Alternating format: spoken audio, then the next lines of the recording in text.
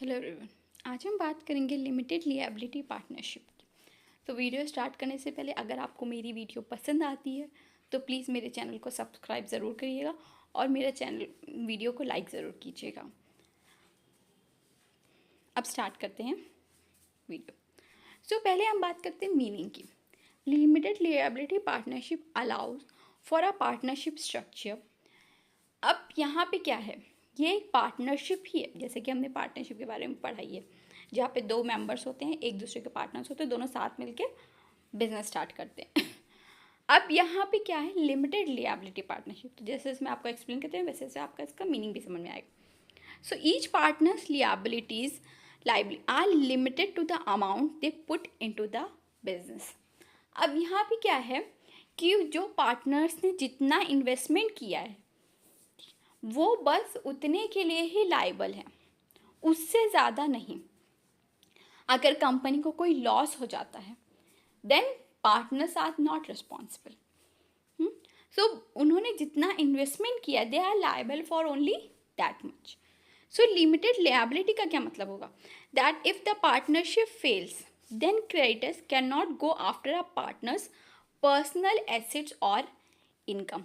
अब यहाँ पे देखिए मीनिंग कि जो लायबिलिटी है, जो जिम्मेदारी है पार्टनर्स की, वो एक लिमिटेड एक हद तक ही है कि जितना उन्होंने पैसा कंपनी में लगाया है।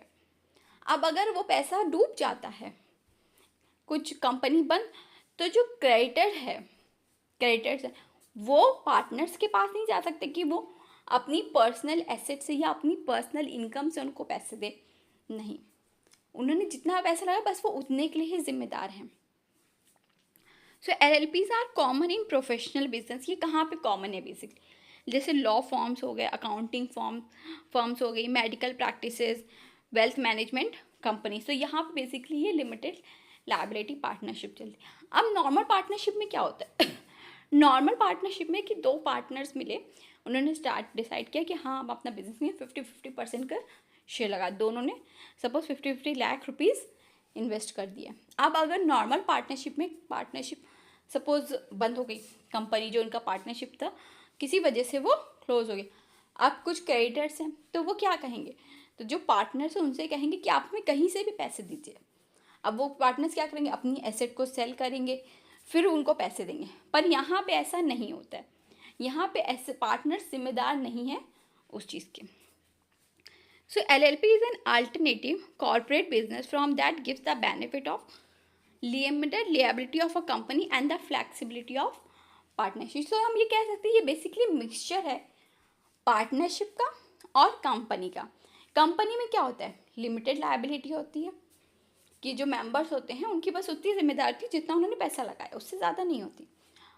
और पार्टनरशिप जहाँ पे कुछ मेंबर्स मिलके ज़्यादा बड़े नहीं होते, क्योंकि आप कंपनी में क्या चाहिए, बहुत ज़्यादा मेंबर्स, पार्टनरशिप में कम ही मेंबर्स मिलके काम कर सकते। तो ये कुछ एडवांटेज यहाँ पे कंपनी के, कुछ पार्टनरशिप के, तो उन दोनों को मिला के लिमिटेड लायबिलिटी पार्टनरशिप बनती है। अब limited liability can continue its existence irrespective of changes in partners.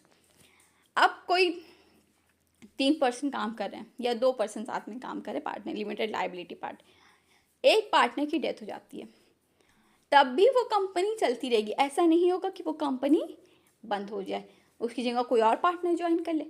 लेकिन पार्टनरशिप में क्या होता है नॉर्मल में कि कंपनी क्लोज हो जाती है। It is capable of entering into contracts and holding it's property in its own name. तो यहाँ पे जो कंपनी है वो खुद कंपनी के नाम से जो कॉन्ट्रैक्ट होगा, ना कि पार्टनर के नाम से। अगर जो मेंबर्स हैं वो किसी पार्टनरशिप में किसी बिजनेस में इन्वॉल्व होते हैं तो वो कंपनी के नाम से होंगे, पार्टनर के नाम से नहीं होंगे। Furthermore no partner is liable on account of the independent और unauthorised action of other partners. कि अगर कोई अनदर पार्टनर्स ने कोई अनऑथराइज्ड हरकत कर दी है, ठीक, इलीगल हरकत, तो दूसरे पार्टनर उसके लिए जिम्मेदार नहीं होंगे।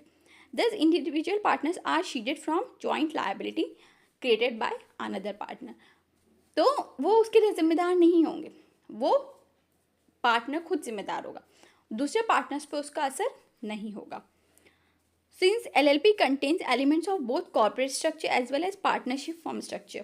So basically हम इसे क्या कह सकते हैं, hybrid between a company and partnership, जैसे कि मैंने बताया आपको कि बेसिकली कंपनी का और पार्टनरशिप का मिक्सचर है। अब इसके कुछ फीचर की बात करते हैं जिससे आपको ये कॉन्सेप्ट और ही अच्छे से समझ में आ जाएगा। फर्स्ट है perpetual succession. Perpetual succession company में भी आता है। अगर आपको कंपनी के बारे में और जानना है तो मैंने वीडियो ऑलरेडी अपलोड की है मेरे चैनल पे, आप जाके पढ़ सकते हैं उसको। Then perpetual succession, LLP differs from a general partnership on aspect of succession. अब जनरल पार्टनरशिप में क्या होता है कि अगर कोई पर्सन की रिटायरमेंट हो गई या डेथ हो गई, ठीक है, या इंसॉल्वेंसी हो गई, तो क्या होगा, कॉन्ट्रैक्ट ख़त्म हो जाएगा, पार्टनरशिप ख़त्म। पर यहाँ पे नहीं होता है। इवन आफ्टर अगर कोई पार्टनर चला जाता है तो कंपनी तब भी बिजनेस कंटिन्यू कर सकती है। प्रॉपर्टी उसके जो राइट्स होते हैं वो वैसे ही रहते हैं, वो कॉन्ट्रैक्ट में एंटर कर सकती है, वो बिजनेस में एंटर कर सकती है। सेपरेट लीगल एंटिटी, अपनी एक कोर्ट की नज़र में अपनी कंपनी की एक सेपरेट पहचान होती है, ना कि उसके पार्टनर्स की वजह से। So just like any other company, entity और corporation, LLP is a separate legal entity, जैसे कि कंपनी होती है।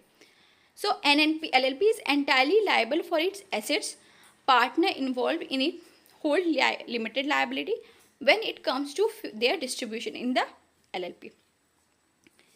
ठीक है। अब जो इसके पार्टनर्स होते हैं वो सिर्फ उतने के लिए जिम्मेदार हैं जितना उन्होंने इन्वेस्ट किया। ना कॉमन सील, अब कंपनी का अपना एक नाम होता है यहाँ पे। So understanding what is limited liability act 2008, अब इसके लिए LLP के लिए एक एक्ट भी बना है, गवर्नमेंट ने, कोर्ट ने एक एक्ट बना के रखा है, LLP एक्ट 2008, जिसके अंडर जितनी भी LLP होंगी वो सब वर्क करेंगी। So without being aware of the common seal under section 14, it is mention that LLP can have a common seal if it wishes to. अब LLP का अपना एक कॉमन, अपना एक नाम हो सकता है, पहचान हो सकती है अगर वो चाहे तो। Then it is mentioned that LLP can have a, the act does not mandate it. अब एक्ट ने क्या है, कंपलसरी नहीं किया, अगर चाहे तो वो अपना एक अलग नाम कर सकती है। Then how if a firm decide to have a common seal, it is mandatory that seal remains under the custody of a responsible authority. At least 2 LLP partners have to be present during the affixation. अगर वो चाहते हैं common seal तो at least 2 partners of the company वहाँ होने चाहिए partnership, जब वो कॉमन सील बन रही हो देन। अब मिनिमम और मैक्सिमम नंबर, सो अब LLP में मिनिमम नंबर ओनली 2, जैसे कि पार्टनरशिप में होता है, मैंने कहा कि पार्टनरशिप का बेनिफिट है यहाँ पे। देन आउट ऑफ 2 डेजिग्नेटेड एटलीस्ट 1 has to be a resident of India. अब ऐसा हो दोनों बाहर के नहीं हो, अगर 2 पार्टनर्स LLP स्टार्ट करें तो एक जो होना चाहिए रेसिडेंट ऑफ इंडिया होना चाहिए। When it comes to the maximum number, तो वहाँ पे कोई भी स्पेसिफाइड लिमिट नहीं दी गई है, मैक्सिमम में कितने भी हो सकते हैं, पर मिनिमम 2। अब इन्वेस्टिगेशन, तो सेंट्रल गवर्नमेंट के ही पास पावर है उस LLP को इन्वेस्ट करने की, वो कोई अथॉरिटी को अपॉइंट कर सकती है LLP में इन्वेस्टिगेशन करने के लिए अगर ज़रूरत पड़ती है तो। पर्पस, अब जो LLP है वो कोई चैरिटेबल पर्पस के लिए, नॉन प्रॉफिट पर्पस के लिए नहीं बन सकती है, ठीक है, उसका मेन जो पर्पस होगा वो प्रॉफिट अर्निंग ही होगा। देन कॉम्प्रोमाइज़ और अरेंजमेंट, सो कॉम्प्रोमाइज़ अरेंजमेंट, अगर कोई एमलगेमेशन हुआ या कोई मर्जर हुआ, LLP को दूसरी कंपनी के साथ मर्ज करना है, ठीक है, तो ये सारा कुछ LLP एक्ट के अकॉर्डिंग ही होगा जो उसमें लिखा होगा। अब क्या एडवांटेजेस हो सकते हैं इसके, चलिए डिस्कस कर लेते हैं। First, no requirement of minimum contribution. अब यहाँ पे कोई ऐसी रिक्वायरमेंट नहीं है कि LLP स्टार्ट करने के लिए इतने पैसे होने चाहिए, लिमिट नहीं है। LLP can be form with the least possible, जितना भी पार्टनर्स के पास हो उससे, वो सपोज किसी के पास अगर 10 लाख रुपीज़ है या 5 लाख रुपीज़ है तो वो उससे भी बिजनेस स्टार्ट कर सकते हैं, LLP स्टार्ट कर सकते हैं। Now no limit on owners of the business, so LLP requires अब मिनिमम नंबर, अब यहाँ पे कितने होने चाहिए मेंबर इसकी भी कोई लिमिट नहीं होती जैसे कि कंपनी में होती है। पार्टनरशिप में क्या होता है, मिनिमम, तो यहाँ पे पार्टनरशिप का बेनिफिट है कि मिनिमम भी कितने मेंबर चाहिए उसकी कोई रिक्वायरमेंट नहीं है। मैक्सिमम नंबर की मिनिमम तो 2 होने चाहिए पर मैक्सिमम की कोई लिमिट कितने भी हो सकते हैं। नाउ लो रजिस्ट्रेशन कॉस्ट, तो एलएलपी को रजिस्टर कराने के लिए जो कॉस्ट लगती है वो भी कोई ज़्यादा नहीं लगती अगर हम प्राइवेट कंपनी या पब्लिक कंपनी से कंपेयर करें तो। No requirement of compulsory audit. अब क्या होता है, प्राइवेट कंपनी जो कंपनी होती है प्रॉपर जॉइंट स्टॉक कंपनी, वहाँ पे ऑडिट कंपलसरी होता है कि in the end of the year company को अपना अकाउंट्स ऑडिट कराना है, टैली कराना है, ठीक है, उसकी रिपोर्ट कंपनीज एक्ट में जो अथॉरिटीज़ है उनको सबमिट करनी है। पर यहाँ पे ऐसा कुछ नहीं होता। सो वेदर पब्लिक प्राइवेट और public respective of the share capital are required to get their accounts audit, but in case of LLP there is no such mandatory requirement. This is perceive to be significant compliance benefit. So अब क्या है, the contribution of LLP। अब कब यहाँ पे audit होएगी, जब उसकी जो कॉन्ट्रीब्यूशन होगी वो 25 लाख से ज़्यादा होगी और जो टर्नओवर हुआ वो 40 लाख से ज़्यादा हुआ, ठीक है, तब LLP की ऑडिट स्टार्ट होएगी, वरना नहीं होगी। पर कंपनी में क्या होता है कि अगर छोटी सी भी कंपनी है, कितना भी उसका स्टार्टिंग है, तब भी उसमें ऑडिट कंपलसरी होता है। Dividend distribution. अब यहाँ पे LLP में एक और बेनिफिट है कि जो डिविडेंड डिस्ट्रीब्यूट करते उस पर टैक्स एप्लीकेबल नहीं होता। So if the owners to withdraw profit from the company, additional tax liability in the form of DDT 15% is payable by the company.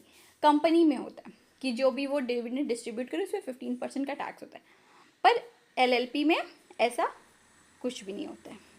अब कुछ डिसएडवांटेजेस भी होते हैं यहाँ पे, सबके कुछ फ़ायदे होते हैं तो कुछ नुकसान तो सबके ही होते हैं, वो देख लेते हैं। Penalty for non compliance. अब अगर LLP इनकम टैक्स फाइल नहीं कर पाती है या एनुअल रिटर्न नहीं फाइल करती है इस हर साल, तो क्या होगा, उसके ऊपर पेनल्टी पड़ेगी। Now in case of proprietorship और partnership there is no requirement for filing an annual return. तो पार्टनरशिप में और प्रोप्राइटरशिप में ऐसा कोई कंपलसरी नहीं होता कि आपको रिटर्न फाइल ही करना है, पर LLP में कंपलसरी है, ठीक है, और इनकम टैक्स रिटर्न फाइल करना। Only penalty under the income tax would be applicable. Now inability to have equity investment and LLP does not have the concept of equity और shareholders like a company. अब यहाँ पे जैसे equity share holders होते हैं preference company में, LLP में ऐसा कोई कॉन्सेप्ट नहीं है। तो एंजल इन्वेस्टर या HNIs या फिर वेंचर कैपिटल या private equity fund can not invest in an LP as shareholder. तो कहाँ से फंडिंग आती है, बेसिकली जो प्रोमोटर्स होते हैं या जो पार्टनर्स होते हैं बस वही इसमें इन्वेस्ट कर सकते हैं। तो ये कंपनी पब्लिक से पैसे नहीं ले सकती या कोई इन्वेस्ट कर दिया, ये सब नहीं होता है। Public disclosure. अब LLP में क्या होता है कि जो उसके अपने अकाउंट्स होते हैं उसे पब्लिक को डिस्क्लोज करना होता है। तो ये भी एक डिसएडवांटेज है कि अगर कोई कंपनी ना चाहे अपने अकाउंट डिस्क्लोज करना तो so financial account have to be submitted to the companies house for the public record, कि पब्लिक ईजिली LLP के जो अकाउंट रिकॉर्ड्स है उसको देख सकती है। सो आई होप आपको जो concept of limited liability partnership है वो समझ में आ चुका होगा। अगर कोई कन्फ्यूजन है तो आप मेरे कमेंट सेक्शन में लिख दीजिए। Thank you.